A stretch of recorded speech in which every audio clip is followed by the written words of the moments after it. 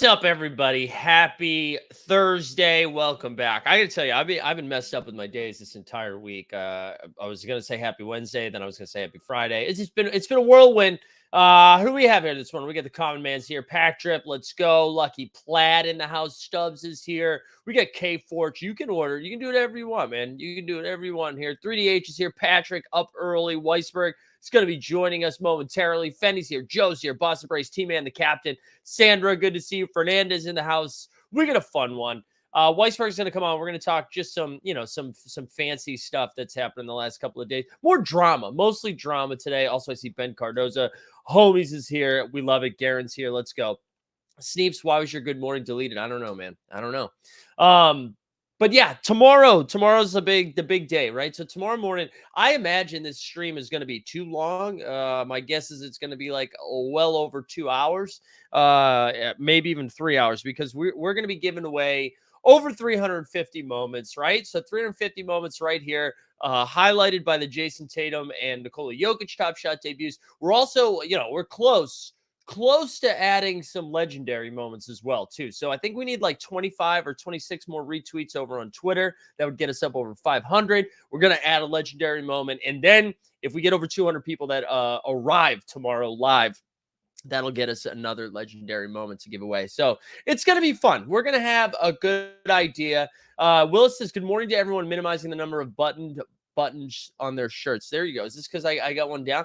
I'll tell you what, I got a drink with a friend yesterday, and I was after I'd worked out, and we were hanging out for a little bit, and then I went to use the bathroom, and as I'm washing my hands, because I wash my hands, I'm not one of those sickos, I was looking in the mirror, and I noticed that there was like another button that was undone. So we were, instead of like just the one, because it was like a shirt like this. It was a shirt like this, right? So instead of just the one up top being unbuttoned, the second one was unbuttoned. I immediately went back to the table and I apologized because that was not unintentional and too sexy. I would argue too sexy.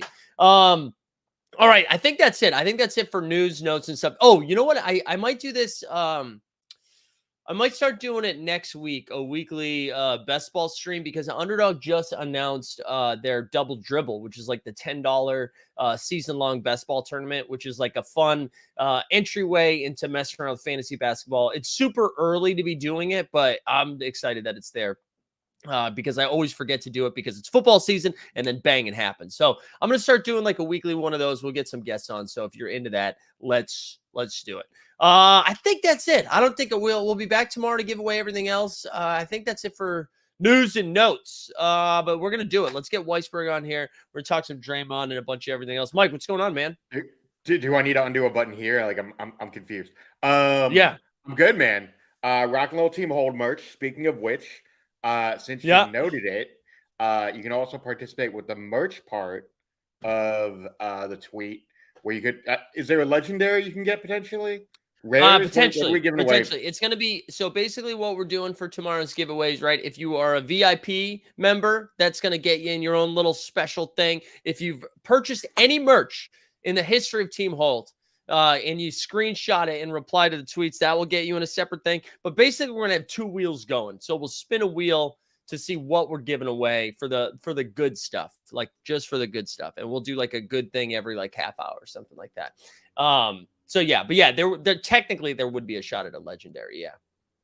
Nice. Yeah, gated giveaways. I learned this from the Burn leaderboards, dude. So I've taken instruction from Dapper, and that's how we're doing those giveaways. So we will have gated giveaways. But yeah, so yeah, join VIP on YouTube if you haven't done that yet, or you can buy some merch that'll get you into another giveaway.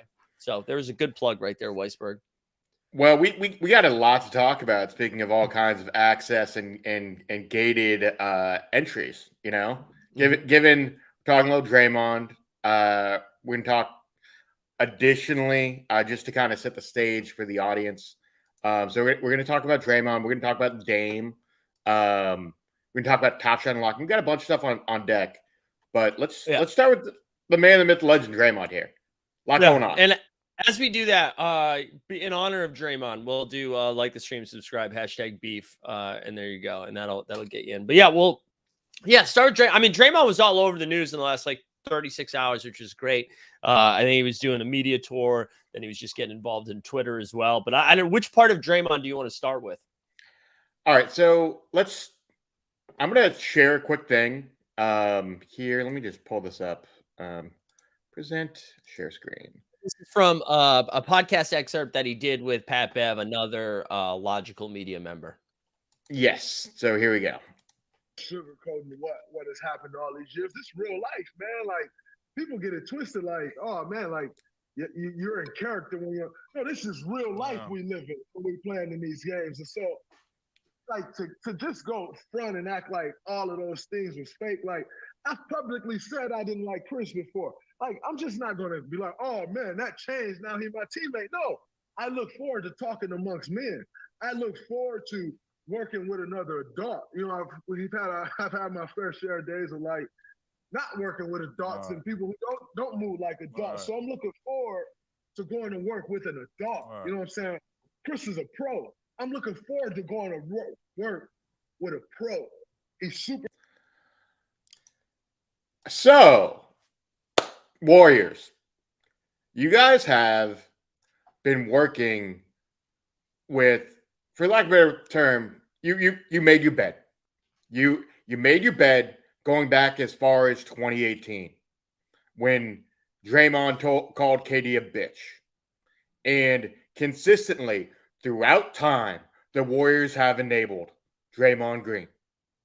Whether it's him literally cussing out Steve Kerr in the locker room in the playoffs against OKC, or, by the way, Kerr saying, I'm fucking sick of Draymond.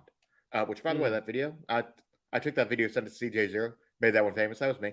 Anyway, the important thing is they have consistently put Draymond on a pedestal. They've enabled him. They have rewarded him.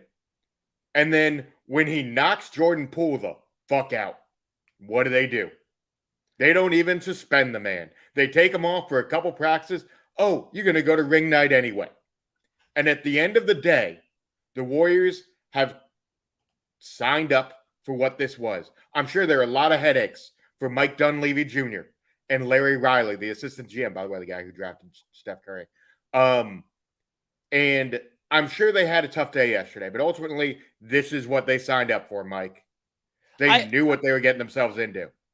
I just want to pick that comment apart. I think we have to stop saying talking amongst men as a phrase. And I don't mean that in the way that because we should also be saying we're talking amongst women or amongst people. I don't mean that. I just mean what are the other types of talking you're doing? It's this whole idea Screaming. of it's no, this is real language is screaming. Yeah, well, I was what are you talking about? What other conversations are you talking about? I don't understand. I don't understand that. It feels like I feel like we have this dichotomy too. People saying well, it's just a game and there's life outside of basketball, except this is also real life and this is not a game. This is real. And I just I think we have to collectively decide, is basketball real life or is it just a game? Because I've heard both sides of that. It's not real life on the practice floor where you knock someone the fuck out and then you disrespect that person the entire year. And consistently call that person a bitch behind their back, according to rumors. It's been the thing. He talked a little bit more about Jordan Poole too, and just trying to. And I jokingly tweeted out the Matt Barnes quote of "Violence is not the answer, except sometimes it is." And because that's kind of what he was saying. He was I don't just hit people, which basically saying whatever he said justified me punching him at work. That's what I took away from that. And so. And I'm kind of surprised, especially because Jordan Poole hasn't really said anything. Do you know what I mean? He specifically has avoided it. Right, because somebody even asked, because Jordan Poole is very memeable in his reactions. Somebody had asked him, I think it was either after he signed or it was at something. A media member was like, "What are your thoughts?" Anthony Slater asked him about it. Yeah, have you spoken to Draymond? And he basically just kind of made a face and then moved on, didn't say anything. And I'm not saying Jordan Poole is the mature adult who's handled everything 10 out of 10.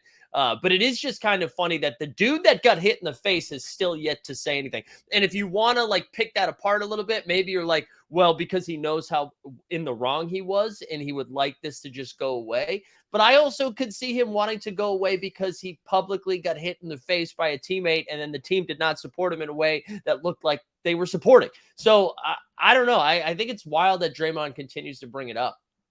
I think it's wild that the most mature person in the situation is Jordan Poole, ultimately.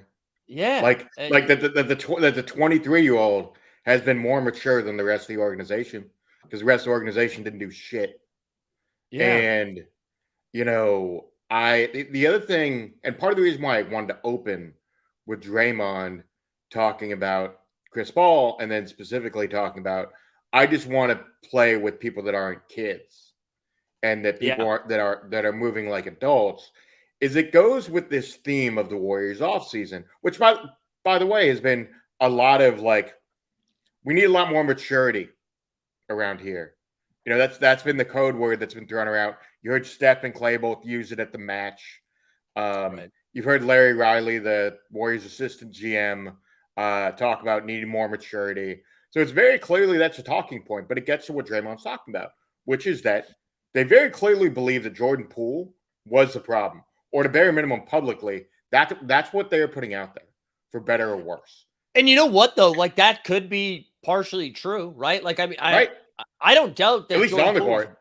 I don't doubt that he was wilding out a little bit. Maybe even like because he's always been, I mean, this has been detailed so many times, but about how like Jordan Poole was kind of under Draymond's wing. They liked Jordan because he ran his mouth even when he was like terrible and like going down to the G League, right?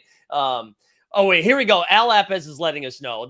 Have you guys ever played on a basketball team? Confrontations happen at practice regularly. No need to blow up a franchise over it. Well, Al, listen, I think they have blown up the franchise in a lot of ways because of it, though. Maybe they didn't get rid of Draymond. Yeah, but they got rid of Jordan Poole. They're now like talking about, like you were saying. KD. Yeah. I do think they didn't get rid. He left, but like writing was on the wall. Yeah. Right, because of that level of immaturity that Draymond brought. But anyways, the fact that like Jordan Poole was kind of brought under his wing for the same energy that Draymond brings, and then to kind of just get removed from the situation is interesting. But I don't doubt that like both can be true, right? That Draymond probably shouldn't have whacked him in the face, and that Jordan Poole also wasn't great to have on the. And you're muted. To Mike's point, what I will say is this: as he's fixing his audio, your audio good again? Yeah, go ahead. Okay. Look, Al Lopez did say earlier in the chat they've contended for titles. So what? That has very clearly been the Warriors trade-off. Like, their trade-off has been, we're going to contend with this core, but we also have this guy who's kind of a monster in terms of the chemistry in the locker room, for better or worse. Like, this team is Steph, Dre, Clay. And Dre has been the enforcer of that group. And it's caused issues in the locker room, both publicly and privately. So, like, I honestly wonder, too. I get where the team's coming from, but I also, like, it's very clear that the only other thing that I would just say is I don't understand Dre's insistence to not let this go. That's what I'm saying. None of that makes sense. I think it's weird. I don't know. Maybe Pat Bev is just good at getting the best out of people or the worst out of people. I also, I saw Sneeps' comment. I had that written down to bring up too. I do wonder if I feel differently about this if he didn't have that like mockumentary that was shared at the beginning of the NBA season this year, somewhat addressing what happened. This like propaganda bullshit that the Warriors didn't know was happening. Yeah, it's crazy. That's like such a crazy thing. I don't know. I think that's colored how I feel about Draymond quite a bit.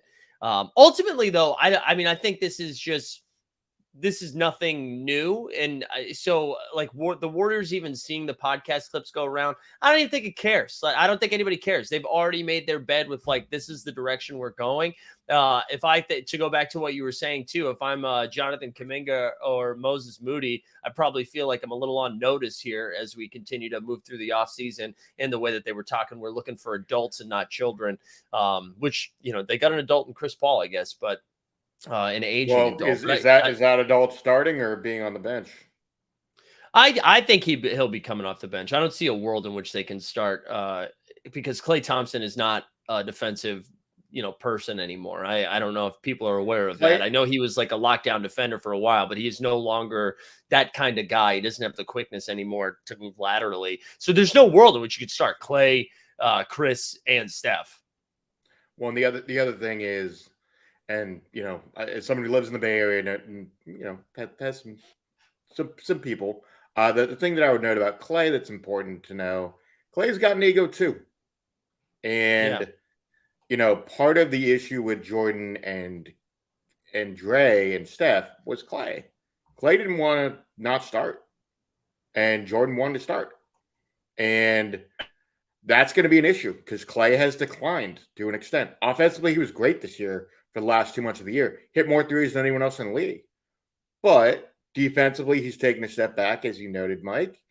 And it'll be intriguing to see how in year 3 of coming off this injury, A, how healthy he'll be, and B, how productive he'll be. It's the first summer he's actually played in the offseason, so we'll see. Yeah. And can you hear me okay? I can. You're good. Okay. Yeah, that's the thing with Klay too. This whole narrative has started now after he played like dog shit in the playoffs, where it was like, oh, actually, what people don't know about Klay is that he was rusty and that he wasn't in shape because like Klay did have a very hot like March, I believe it was before like fading, and they're like, well, now he's going to be in pretty good shape, so Klay will be different this year. So I don't know. And maybe, you know what? Maybe all of a sudden he can move laterally. All I know is he couldn't get by Sabonis on switches in that that Golden State Sacramento series, and that absolutely like opened my brain to being like, oh, and I know that's not offense, that's not defense, that's offense. But I don't know if you can't get by Sabonis after getting switched onto him. I don't know if you're going to be able to cover guys who are fast. So I'm a little bit nervous for what that will look like for them. Ultimately, though, like I put out my rankings, my July rankings, and I still think they're going to be better than they were last year. I mean, I think just starting a season where you don't have your best player punching a guy who just got paid, I think they're going to be, the vibes will be better anyways. I'm less high on them. I just look. Chris is going to miss a bunch of games. Steph's going to miss a bunch of games. Klay's going to miss a bunch of games. Dre's older. He's got the knee and back issues. I just think, this feels more like a 5 or a 6 seed than a 3 seed to me. Yeah. As a roster. I just think the difference between the 3 seed and the 7 seed is going to be a game and a half. Maybe. I just think that's the what West it was last year, basically. It was right. between 3 and 6 last year. Yeah, and I mean, you bring up a good point. Like the West is, and this is how Sacramento got the 3 seed last year. It's just all about who's going to run the purest when it comes to health. Like if they're able to, if Steph misses less than 12 games, if Klay misses less than 12 games, CP3 less than 20, they're going to be great. But if one of them, it's the same thing with Phoenix. If one of them suffers an injury, I don't see it happening. And that goes for all those teams. But one other thing I wanted to talk about with Draymond before we like pivot a little bit is I think Draymond proved that he is one of us by getting hoodwinked by the NBA Centel Twitter account. And I think we always say Draymond, one of the best defensive players of all time. However, KG was the only one that was able to defend against the NBA Centel because he brings it up and then the account's been disabled. The account is no more. No one can get hoodwinked by them anymore unless it was reactivated. But as of like 6 o'clock yesterday afternoon, it had been deactivated. But just for those that don't know, there was a fake Twitter account that basically was pitting Draymond and KG against each other. And Draymond took the bait, tweeted it out. And KG was just like, bro, what the fuck are you talking about? Well, Dre also started talking shit to KG. And of all of the people to talk shit to, in NBA circles, I feel like KG might be 1A or 1B of dudes I just wouldn't want to fuck with. Now, in real life, I would say, someone like James Johnson, like legit black belt. Don't want to fuck with that dude. But in terms of like a media personality, I would not want to fuck with KG. And KG, surprisingly, was pretty mature. He was just like, yeah, man, like, this is a fake tweet. What are you doing? Yeah. How listen, how Dre got in his feelings so much, he was yelling at KG over a fake tweet, Jordan Poole's dad, and then also on Instagram, one of Jordan Poole's buddies basically had an Instagram story about Draymond. Draymond responded to that too. It's like, my man, just stay off Twitter. You are the quintessential always online dude. Next thing you know, you're going to be tweeting at Elon like KG was. Like, come on, man. He is turned into KD is way better at him on Twitter, but like he does have some Kevin Durant energy. But yeah, one other thing, it is kind of funny. This is now like the second time where Kevin Garnett has served as the voice of reason, which just shows you how much like the league has changed. Not that he was, he was always an incredible leader, but again, this is the same dude that before a playoff series said he was going to bring in Uzi. So the fact that KG now is being like, getting Paul Pierce to chill out on a live stream while Paul Pierce is talking about bringing an escort to the live event, or telling Draymond to relax, bro. It is pretty good. But yeah, and you mentioned the Draymond thing too. The back and forth with Jordan Poole's dad is like pretty like L's for everybody. You know what I mean? Like Jordan Poole's dad doesn't look great. I get why he did it, but still, it's like, what are you doing? Like, why even get involved? And then Draymond looks like an idiot too. None of it's good. No one looks good in this social media play. The best play for all of you is to shut the fuck up and let's get the season started on the Warriors side, because right now, if you're Warriors management, you just want to get to November at this point, because they're not signing anyone else. They have I think 2 more roster spots available, and I think they may only use one of them for salary cap reasons. So for the Warriors, just get to November.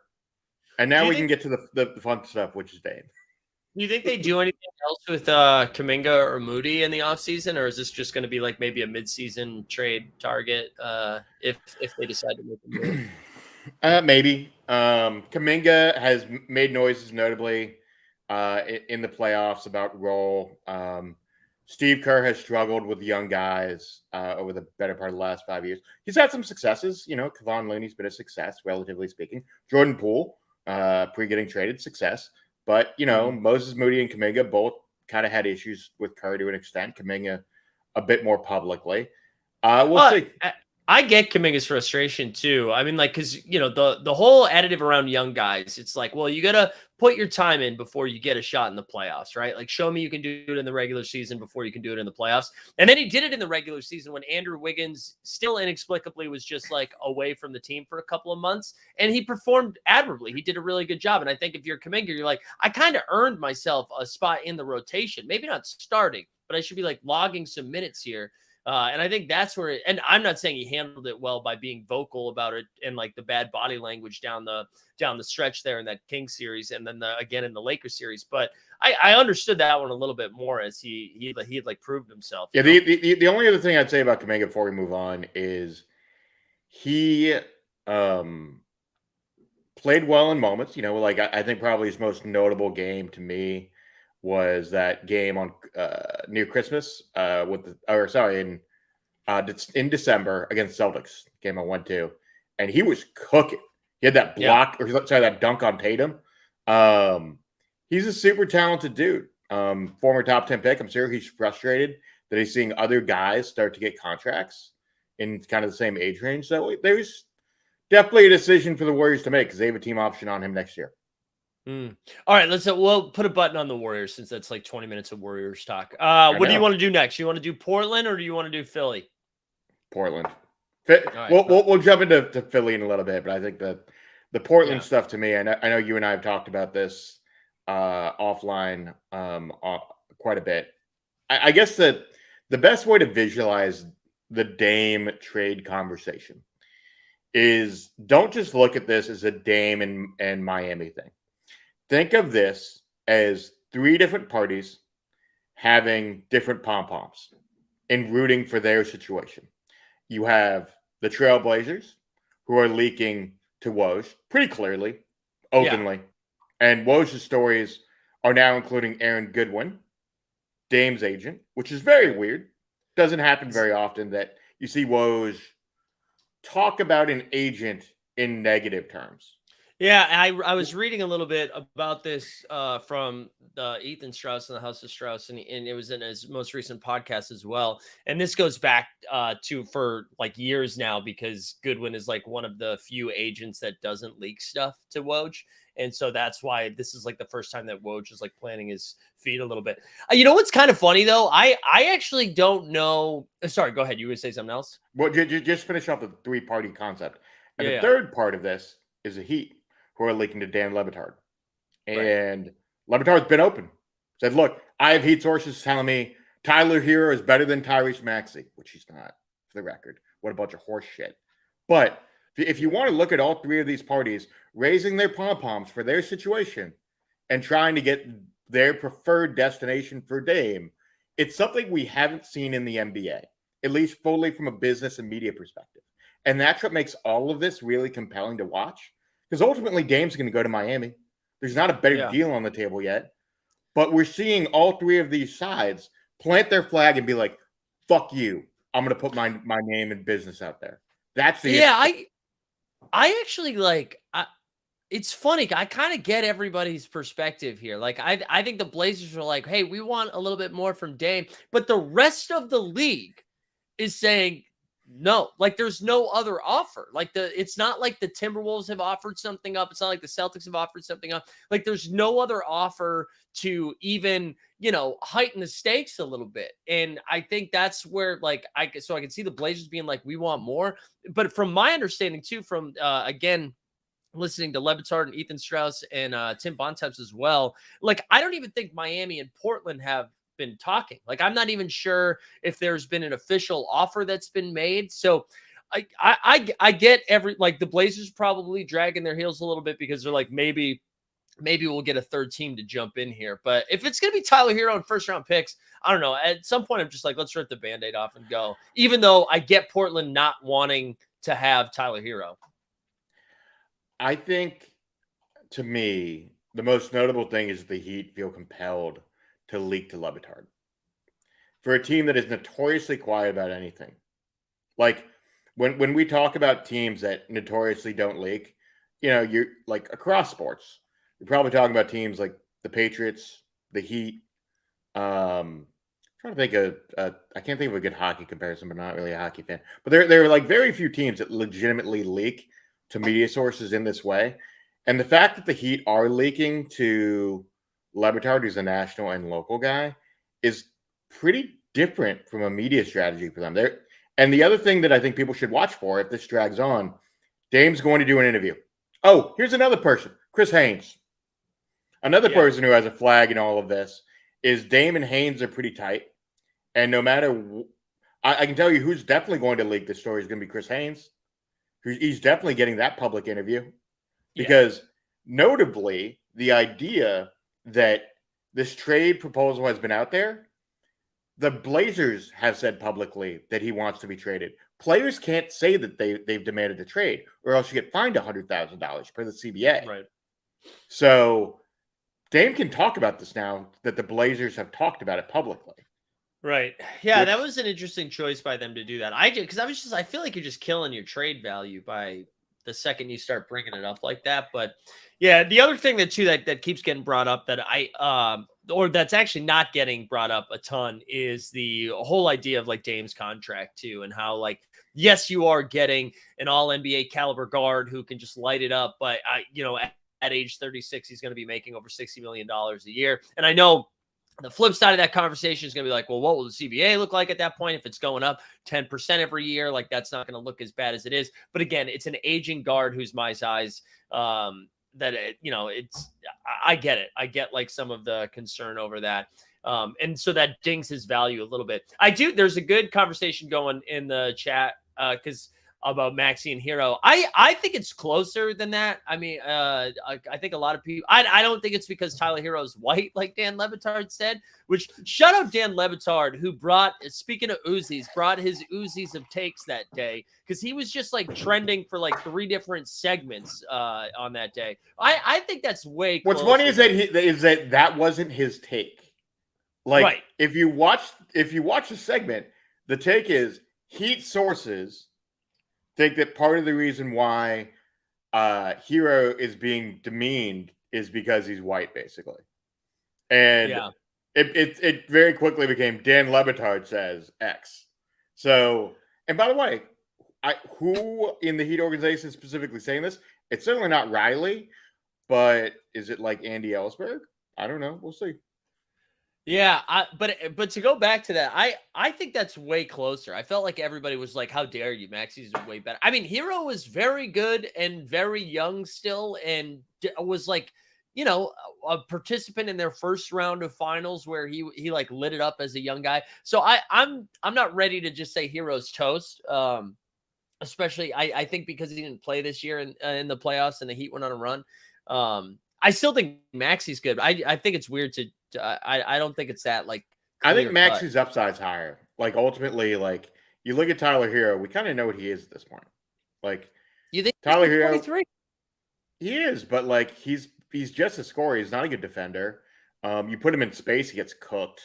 I don't think anybody has come out and said that Maxi defends, though. I don't think that's ever been a highlighting aspect of his game. No, he's not an elite defender. I think he's a slightly better defender in space. I think he's a little bit better in drop settings, which is what he's had to do with Embiid.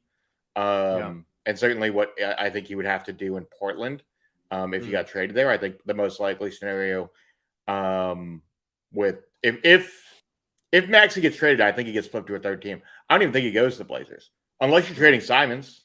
Like I don't think Maxey's getting traded. He hasn't been signed to an extension, which is weird. Yeah, they said he's not going to do it yet. I think Philly's keeping their options open just in case. I don't think he's getting traded, though. Well, I think Philly's running their same squad back. Oh, they're going to take a step back, and your point on them being sixth, I think, is actually pretty fair in the East.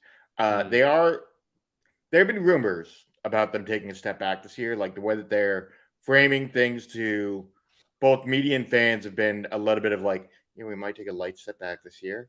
And then we have 2 max spots. So we might try to get somebody, which is the exact opposite of how people feel about Embiid. Because people feel like Embiid's gone. Yeah. What do you make of that? So like we talked about it a little bit, the quotes that he had with Maverick Carter, and then he's getting a little spicy on Twitter again. I don't know. Do you think he's just applying pressure in LeBron fashion, or what do you make of the Embiid stuff? So we're going to go a little more global than just the Embiid stuff. I'm going to go Harden then into Embiid real quick. So, well, if you're going to do it global, I want you to bring in other countries, all right? Because why not? Say global, you bring in some other stuff. Look, we're a global show, baby. So Harden doesn't have an agent, just signed an agent. Equity Partners, same guys that repped Patrick Mahomes, by the way. And he negotiated that contract last year with Morey on faith. Took less money. Philly tampers with PJ Tucker, and they got House in that tampering too, I believe. Right. And the word is that basically Morey was like, just do 1 year here, and then we're going to reward you on the backside. Turns out they didn't get past the second round, so they didn't reward him. And I feel like no one's mentioned this either in this dialogue. In my opinion, because it was so clear that Harden leaked that shit to Woj about potentially going back to Houston right before the Christmas Day game against the Knicks. Correct. I feel like you lose that guarantee of like getting a contract extension or getting paid after like explicitly going out there and kind of blowing up vibes as your team is cooking in the early part of the season. That was like in the midst of their hot run that they had where Harden was playing really well, but that was clearly done as like a leveraging tool. And I think once you do that, it's like, get the fuck out of here, man. Well, on the flip side, you knew who you were getting into bed with. Like you weren't like if you're Daryl Moore, you're not getting into bed with the most loyal person in the world here. Mhm. You're getting into bed with a guy who consistently is like, I don't want to play for this team. I'm just going to come in overweight.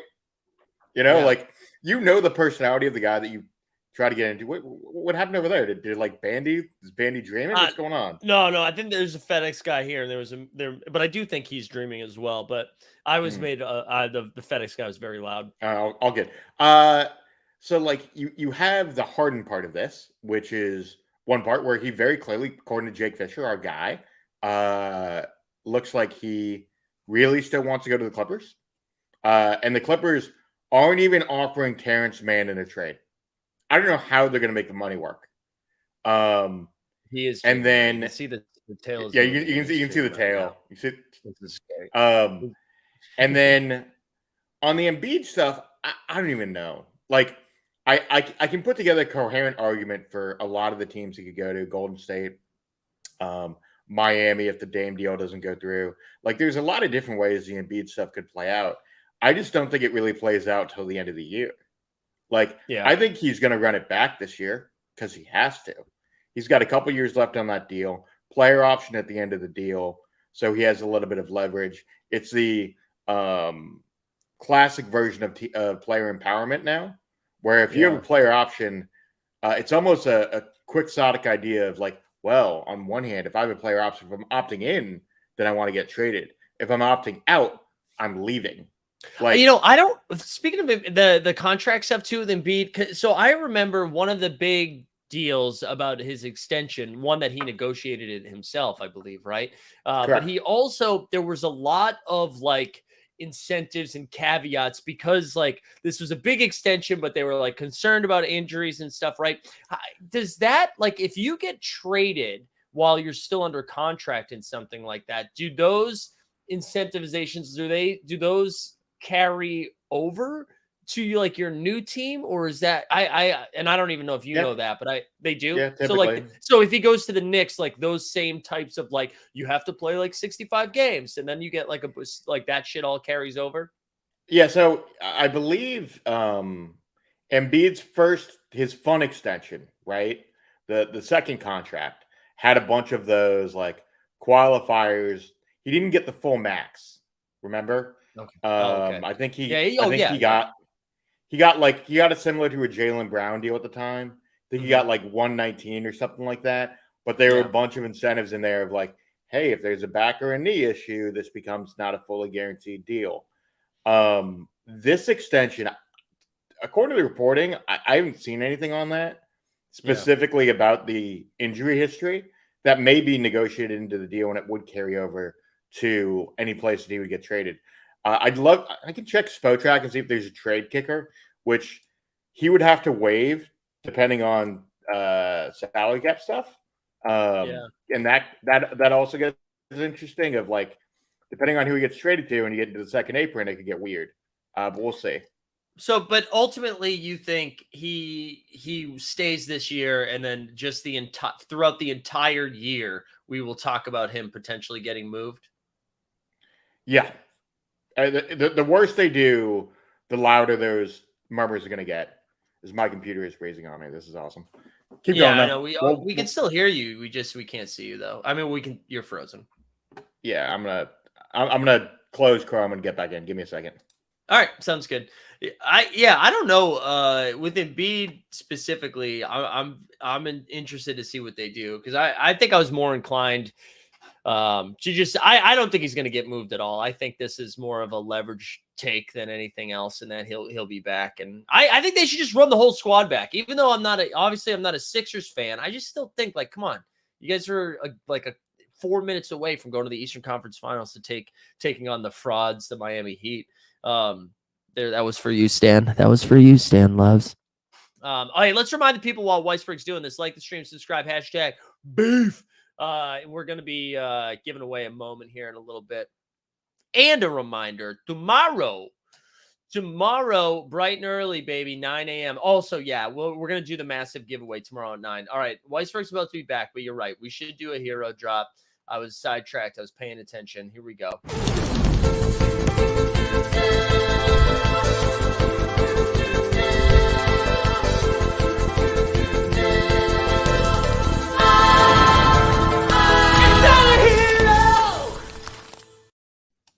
there we go. Spotrack, shut your computer down, Weisberg. Yeah, fucking Keith Smith. What an asshole. All right. Anything else on the? So ultimately, we think Embiid stays. What about Harden? Do you think Harden's there? Or do you think a Clippers deal gets done? Oh, I think Harden gets dealt. I know. I was listening to a little Rights to Ricky Sanchez over the last week. Poor Mike, just protesting the show. I don't know, man. I think Harden probably gets dealt. I just don't know what the return is going to be. And it's such a weird situation with the Harden stuff where like he's an aging guard who also led the league in assists and has 1 year left on the deal, so you want to keep the asset. But like, what do you do if you're Philly? Like, what reasonably he's poisoned the well with his actions and the way that he handles himself. So you can't really trade him to places that are real contenders other than the Clippers. I don't know, man. It's frustrating. Yeah, I don't know. Tim Bontemps had a good take or a fun take that I hadn't thought about in the Hoop Collective podcast with Brian Windhorst and Bam McMahon.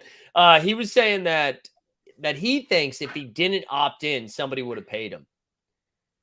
Which I was surprised by. You would think that Harden would be more plugged in, although you said he didn't have an agent, so maybe that's why he didn't really have. So he just signed an agent recently, right? Not before opting in or after that. Yes. I believe June, so recently. Okay. All right. So he would have had the agent before that. But yeah, I just wonder, I wonder who was actually getting ready to pay him if that was the case. February 14th. Sorry. So okay. All right. Trading deadline-ish. Yeah. But yeah, I ultimately think everybody comes back. I do think. I think Harden just has to deal with it, play well in a contract year, and then can go peace out somewhere else. But I kind of hope the Clippers get him because I do, and I'm not really a fan of anybody on the Clippers team.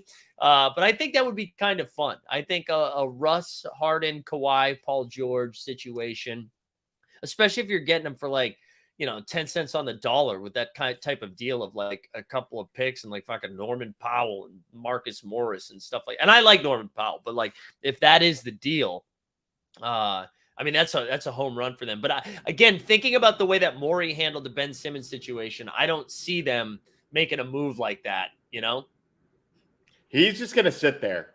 He's going to sit there and wait and hope someone comes in with a better offer.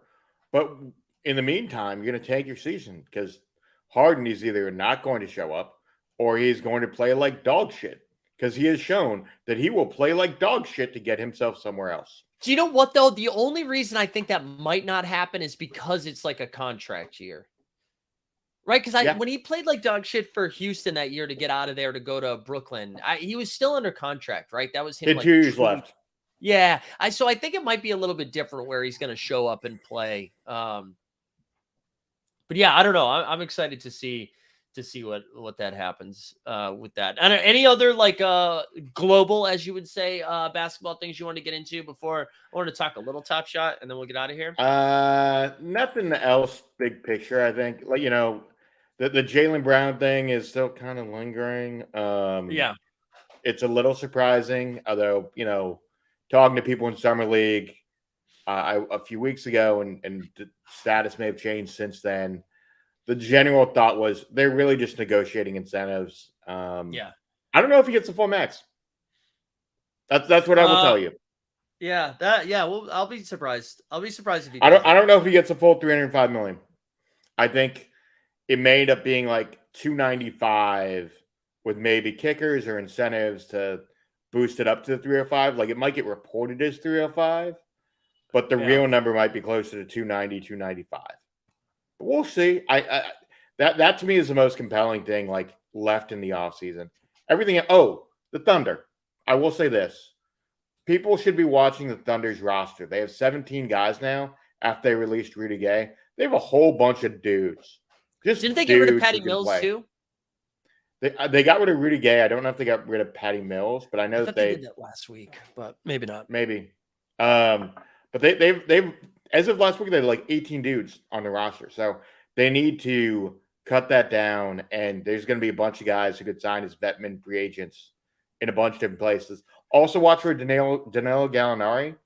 He's likely to be released by Washington, and I think he's someone who could fit on a contender. Can't go back to Come Boston. right back to Boston, baby. Can't, Damn unfortunately. Can't be traded, waived, and then come back.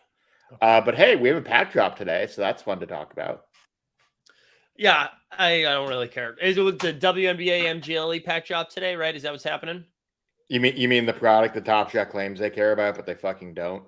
Yeah, I mean, what I like. Listen, if you were very excited about it, I'm happy for you. I'm happy that I'm sure the moments are going to be great too. I can't imagine lining up for a pack drop right now. But if you are, I don't. That's not to FUD you. My brain couldn't do that. But I'm curious. Are you lining up?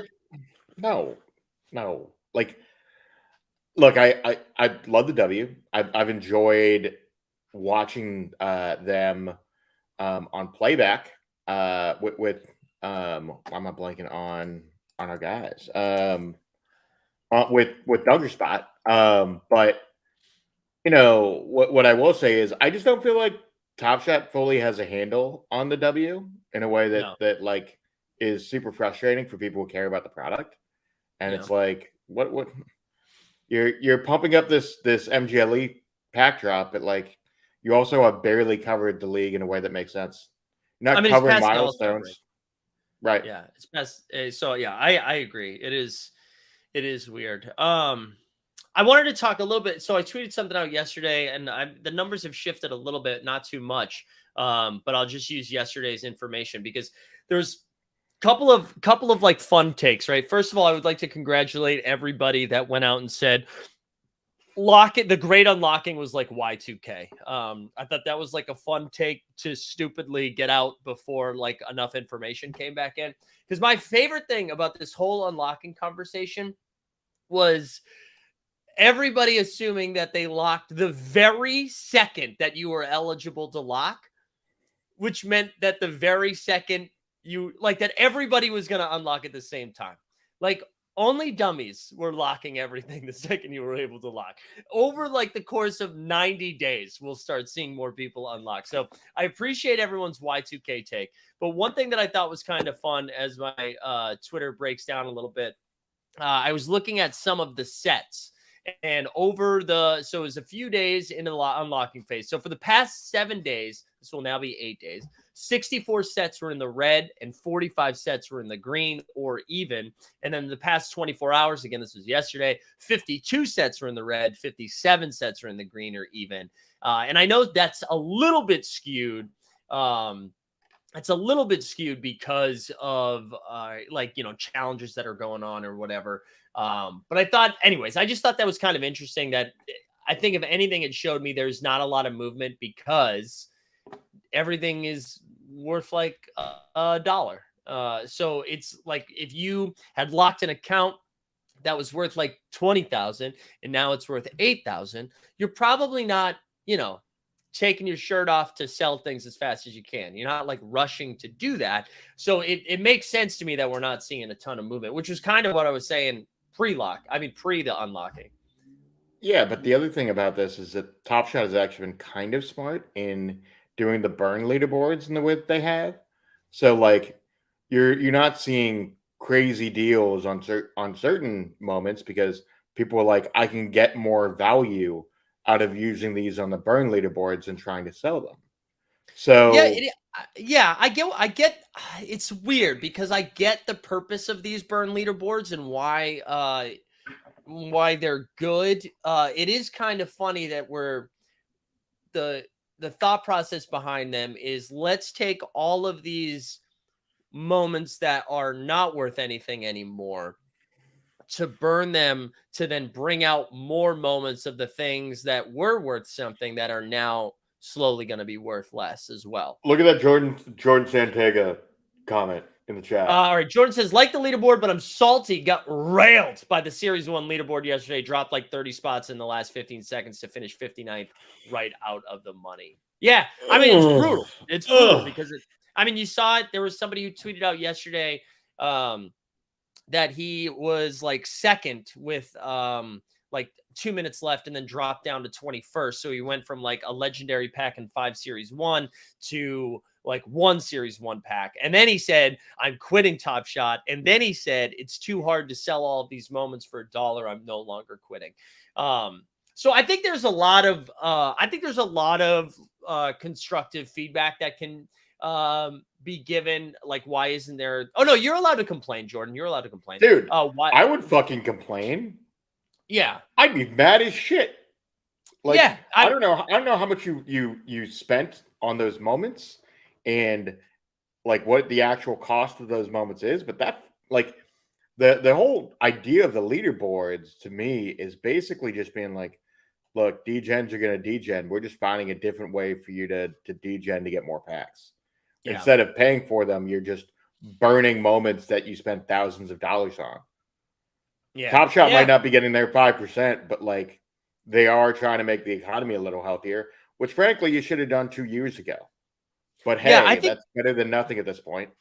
They are in an unwinnable. I was having a conversation with someone the other day. They are in an unwinnable situation because they are locked into a deal with their IP, right? That they have to like churn out stuff and get money, right? Like that's how businesses work. But they're constantly trying to make up for the over minting that happened in Series 2 and Series 3. So it's like these two things that are at war with each other because they're like, everything needs to be deflationary, but we also need to make money off of stuff. And it's I don't know the answer. I don't know the solution. And they're also in debt. Yeah, also that. Like, also, wait, so like VCs, is that what we're talking about, or both technically? Like, you have the VC investment money that's going to be coming due sooner than later, and then you also have the backside, like the stories you've heard about the NFLPA and the NBAPA. Yeah. We don't know what their minimums are. We don't know like what the total amounts are. I haven't heard anything. I haven't heard anything about the NBAPA. Have you? I've only heard the NFL. I haven't heard anything. Well, no, not like what the minimums for the NBAPA are. The interesting thing is, we knew when the NBA signed their deal with Dapper, we know roughly the timeline, which is towards the end of the decade. And we know there's a 5% transaction fee, of which that gets split between the NBA, NBAPA, and Dapper. Right.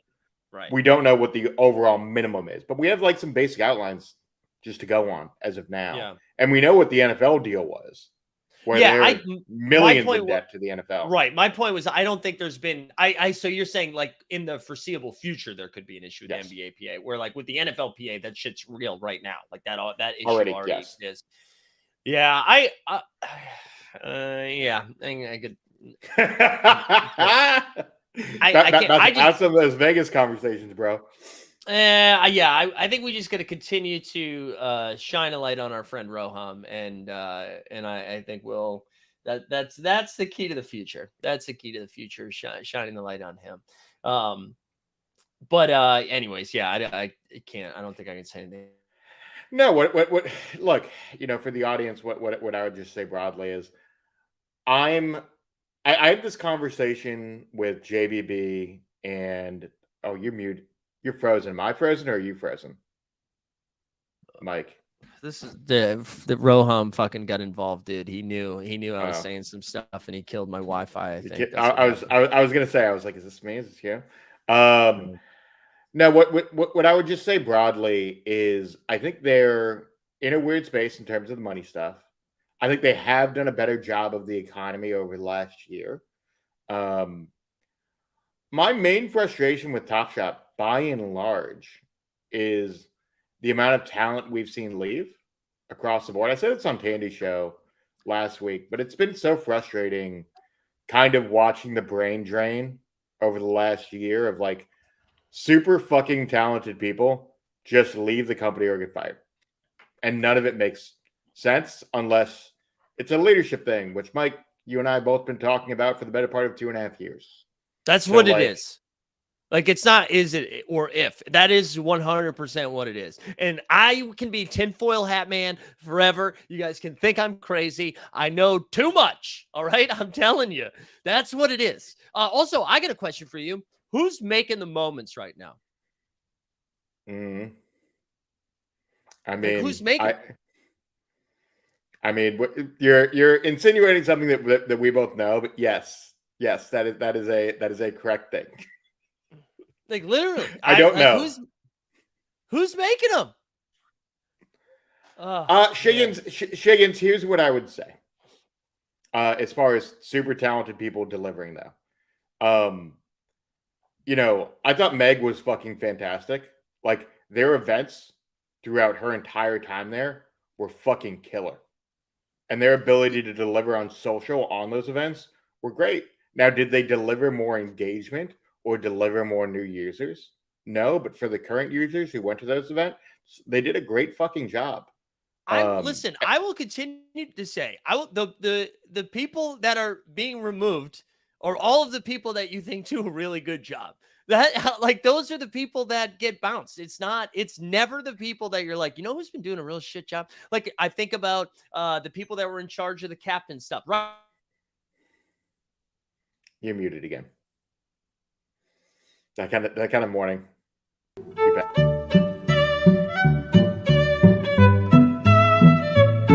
But I'm just not going to do it, guys. And it feels good to not cave to the chat because I am the boss. Like I said earlier, I'm in charge today. I am in charge. You can't tell me what to do.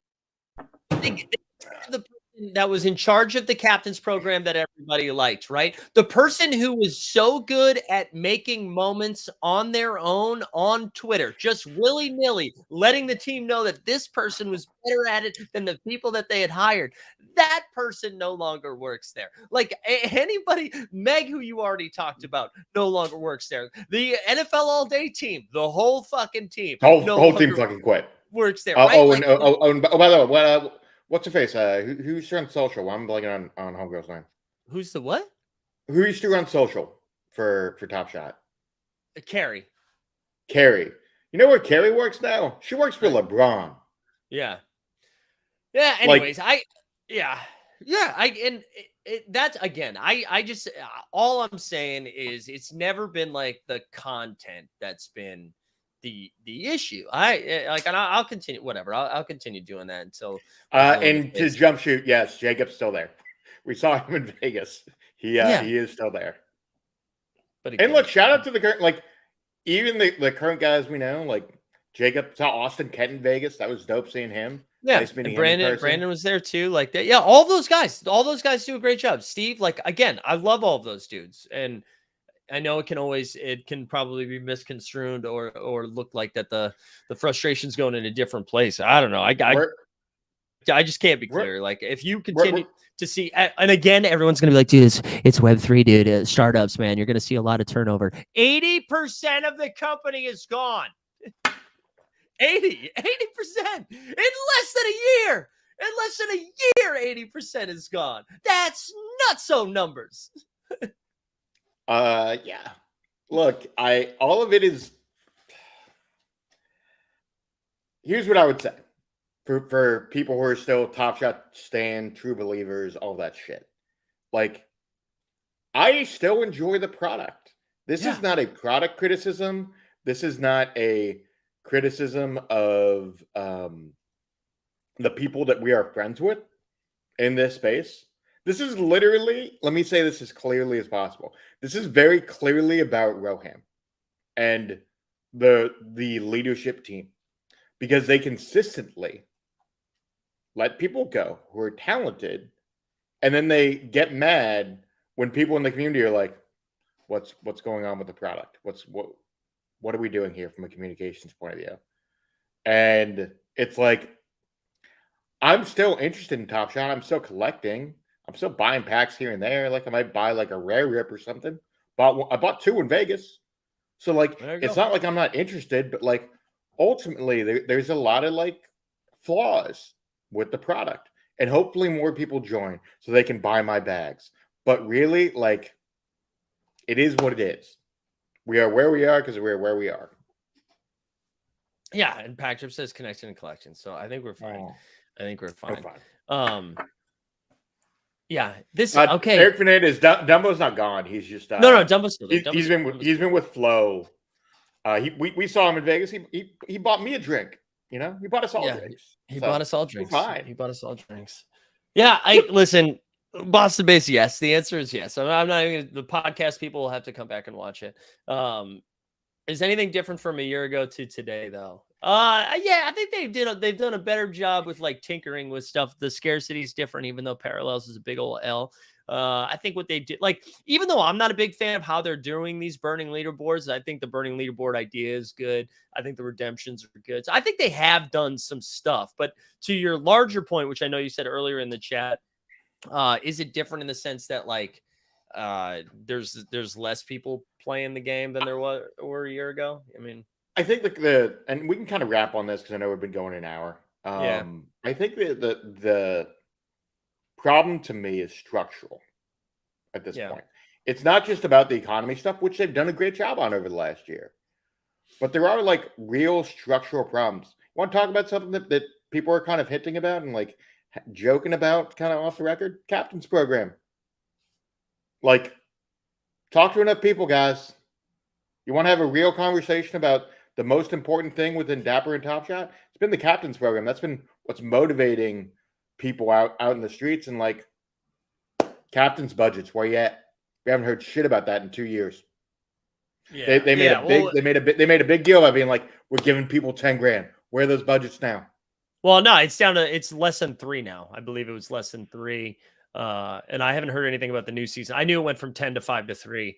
And so it'll continue to go down, which I get. I mean, it makes sense that it's going to continue to go down because they don't have any money. I mean, I get it. I get it. And the other thing is they've made it a point to be like, how they're distributing that money. It's not distributed equally.